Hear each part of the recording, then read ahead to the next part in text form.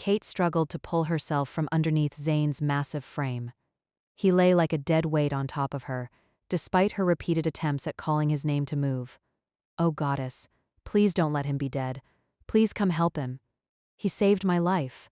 She ran her fingers along his neck, pressing the tips against his carotid artery. When she didn't feel a pulse, she panicked. "He's immortal. He can't die." Even as she yelled those words, the proof of his silent heartbeat nagged at her. She inched out of the tight grip of his arms. Kate called out to the goddess once more, this time using words that were sure to offend her. Nothing brought her into the human realm faster than a punishment. After she finally freed her body from his, she stared in horror at the black, crusted skin of his back and legs. The flames from the explosion stripped him of his natural protection, leaving a shell of the man she knew. Kate yelled once again for the aid of the goddess. There had to be something to help him. She was looking for any sign of life or someone that could help her get Zane to safety. In a panic, she cast her eyes to the east and stared at barren land, then to the west and saw the same. She tried to remember everything she had learned about immortals. They didn't age or die of natural causes. She had meant to ask Zane what shifter myths and what was reality, but she had been too busy trying to get him to go to bed with her. The crackle of burning remnants of the shack infuriated her. Kate stood slowly, her arms wrapped around her ribs. She cried out as she took the first step toward the wreckage. Kate had always prided herself on being a level-headed individual. There were times, however, that being reasonable was not an option. This was one of those times.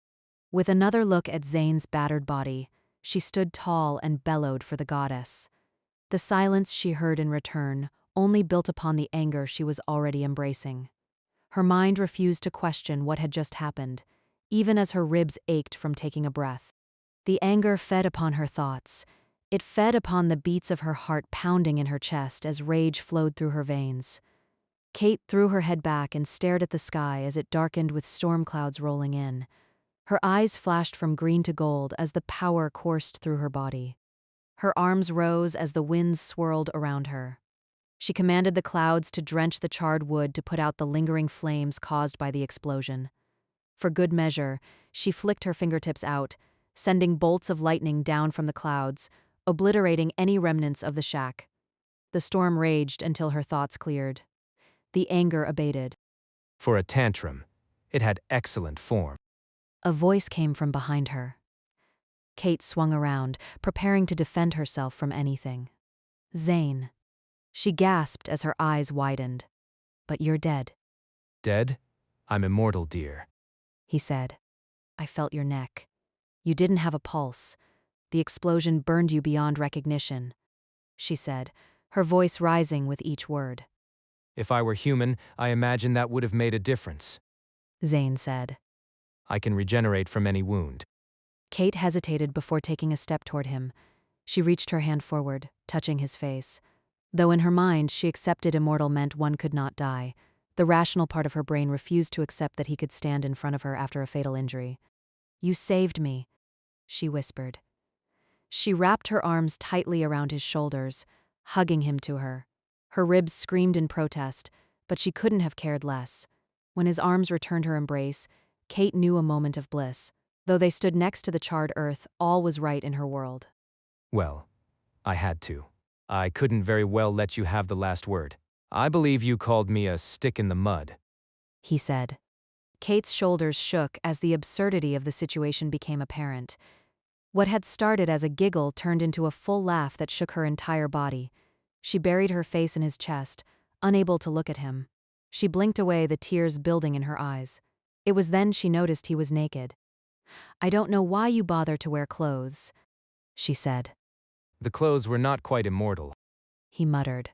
Kate took a step back, only to be immobilized by his embrace. She lifted her gaze to his eyes. The heat in his eyes chased away any thought of moving. With evidence of his desire pressing against her stomach, her nipples hardened in response. They strained against the fabric of her bra and the cotton shirt pressed against his bare chest. Don't look at me like that.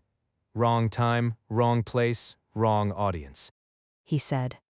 "Audience?" she asked. He nodded his head toward her right shoulder. She felt his arms drop from around her, enabling her to turn around. To her annoyance, there sat there the goddess who ignored her pleas for help only moments ago. Kate stood taller, facing down the eternal woman. She placed her hands on her hips and glared. "You know most fall to their knees in reverence." Her voice seemed to float around, coming from all directions at once.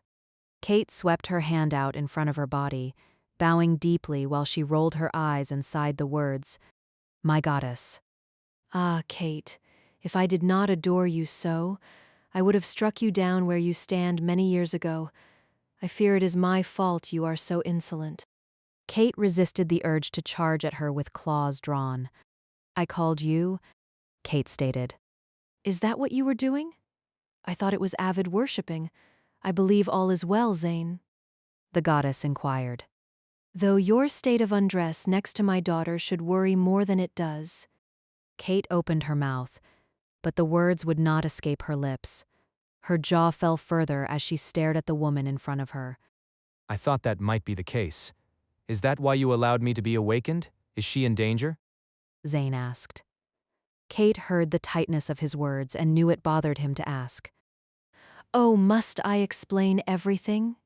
You," she pointed to Kate. "Daughter, you," she pointed to Zane. "Do your job. I awoke you at the same time Katiana reemerged." The goddess waved her hand as she disappeared. Air swirled at her feet and whipped the hair across her face as the vortex of magic sucked her in. An overwhelming rush of power surrounded her. She kept her eyes closed and tried to regain control. The surrounding air thickened as her body spiraled with the force of the goddess's strength. When her eyes opened, her hands gripped the steering wheel of her Mustang, and Zane sat beside her. The car continued to move, as if their excursion into the explosive void never took place. The goddess even returned Zane to the scrubs he'd had on that morning. She gasped as she gripped the steering wheel, her mind attempting to catch up with the change of environments. She could have told us about Katiana before the explosion. Zane said as he adjusted in the small seat of her car. "Just be quiet," Kate said. Her mind was trying to process what she'd learned in the last few moments. It explained so much, but then only opened the door for further questions. She was the daughter of a goddess, but who was her father? Zane knew, but never said a word. I should have told you my suspicions. He said, "I'm not talking to you." He had no right to keep information like that. When she heard him sigh, her face remained impassive as she stared ahead. Her jaw clenched until she could feel the strain in her teeth, and her knuckles whitened as she gripped the steering. So that's how it felt to be a fool for one's entire life. It made sense. The universe provided gifts to magic wielders, but usually only one. It had given her all of them. That didn't mean she wanted to deal with it. "What's in Chappaqua?" she asked. I thought you weren't talking to me? He replied. Kate did what any reasonably mature woman in her 30s would do. She stuck her tongue out at him, reached over to the volume knob on the radio, and filled the air with the sounds of rock music. Each time he tried to say something, she turned it up louder. Once the knob refused to turn up any further, she enhanced the sound with magic until the decibels were painful to her ears. She caught him looking at her with an expression she couldn't decipher and ignored it completely. Someone had kidnapped her by magic, blown her up, a bombshell dropped in her lap, and she didn't even have the luxury of relaxing because a woman with an axe to grind probably wanted her dead. It was not working up to being Kate's best day. Kate tried to repeat the mantras she'd learned in yoga.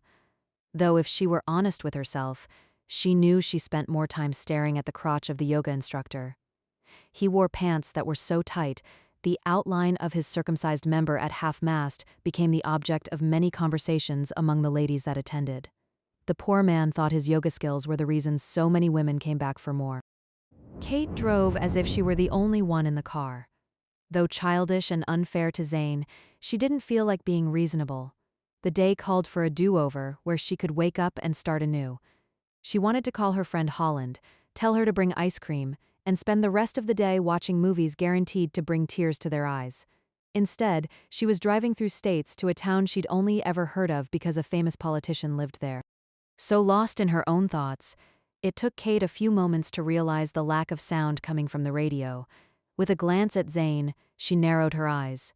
He shrugged and said nothing. The childish part of her wanted to turn it back on out of spite, but throwing a tantrum wouldn't benefit her. Are you done sulking? he asked. Any thought of rational behavior went right out the window with those 4 words.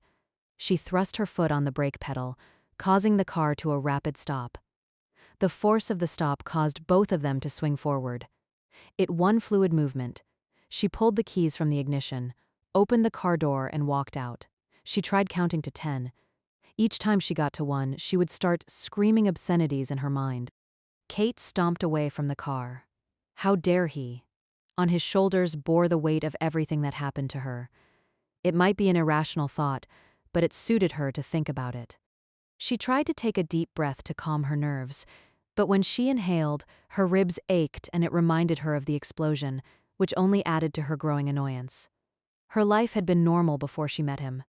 A bubble of laughter threatened to escape as she realized she had called her life normal. She acknowledged that her life had been anything but from the moment she entered this earth as a squalling infant. She was born with the face of a witch, even though she always suspected her powers went beyond that. As she grew in childhood, it became increasingly obvious that she wasn't at all a normal human. The universe reacted to her every emotion. It wasn't long before her family had realized that they couldn't raise her. They dropped her off at an orphanage like secondhand clothes. "That's me, the freak," she muttered as she kept walking. Kate desperately wanted to find love and acceptance in the life thrust upon her. Instead, she found disappointment at every turn. Abandoned by her parents, ostracized by her peers, and hated by those who glimpsed what she could do, Kate suffered through life in solitude. All she ever wanted was someone who would accept her as she was. Unfortunately, she chose a snake named Kevin Grzegorski. She was up and coming in the archaeology field. Her ability to find hidden meanings in ancient texts shot her to fame at an early age. She had been called a prodigy for her abilities to decipher languages considered lost for centuries. Kate had never understood how she could do it. She just accepted that she could. Kevin saw her as his way of achieving all the goals he set for himself. Though he had never finished earning his doctorate, it didn't stop him from actively portraying himself as one in archaeology. He swept a sad and lonely girl off her feet in a whirlwind romance. Kate felt as if she had finally found someone who accepted her for who she was. She fell head over heels in love with an illusion. "A very expensive illusion," she said aloud. It took time for her ego to accept the fact her husband was the lowest form of pond scum. In true Kate fashion, she set out to destroy any hope he ever had of achieving his goals. She ensured any of the reputable forums of archaeology would never accept him. Her vengeance didn't stop there. She researched every article he published and pointed out the flaws of his findings. His shattered reputation lay in the wake of her anger. He hadn't been able to authenticate milk by the time she was done. Kate had never been one to suffer in silence. When she heard he was researching the Montianu legend, she knew she would thwart him. The Montianu legend was her quest. Rumors whispered that the person who found the Montianu burial site would find riches beyond their wildest dreams. Montianu was a king who fell in love with the town witch. The townspeople executed him for his refusal to betray her to the goddess's assassin. It was the fairy tale she grew up fascinated with. It was through her research that she discovered the witch was Katiana. Through her diaries, she discovered the reason the goddess sent the assassin after Katiana. She had defied the goddess for love. She always pictured that Katiana took her own life, as the pain of living without her love became too much to bear. It was very much a Romeo and Juliet scenario in her mind. Kate had always felt there was something more to the story. When she'd asked the goddess about it, the goddess simply disappeared without saying a word. Then, in a cosmic way to prove her life was anything but normal, she finds out that she's the daughter of a goddess. Not just any goddess, but the goddess. The queen of the divine ones. Noxia, the goddess of balance. While it made so many things clear, it destroyed what sense of self she had established. It undermined her belief in who she was. She refused to think about it further. It was not something she was quite ready to accept. "And then there's Zane," she said. "And quit talking to yourself." It took little for her to accept that Zane de Zaville and Nokalai Montianu were the same. The proof of that appeared on her examining table once she reassembled the bones. It changed the dynamics of the legend, which left her with more questions than answers, but in the end, she knew she'd solve it. Part of her wished she'd have never met him. He had brought her nothing but chaos since the moment he woke. As soon as she finished, the thought of guilt set in. His enemies had trapped him in an existence of nothing for centuries. Then, in extreme irony, wakes up to the face of the woman who had him killed. If that hadn't been enough for the cosmic party, he finds himself aligned with the daughter of his boss. If anyone could understand her unbalance, it would be him. Kate stopped walking and sighed as she turned back toward her car. The sight of Zane standing against the side of her car in scrubs took her breath away. Even when she wanted to be mad at him for turning her world upside down, she couldn't help but appreciate the vision he presented. He leaned against the hood of her car, the white scrubs standing out against the metallic sheen of the silver vehicle. It made the tan tones of his skin and the black of his hair capture the attention of her eyes. He crossed his arms over his chest as he watched her. She felt the corner of her lips turn up despite her best intentions to keep a straight face. The goddess did well when she created him. Are you done sulking now? He called out to her. Yeah. I think I'm done sulking.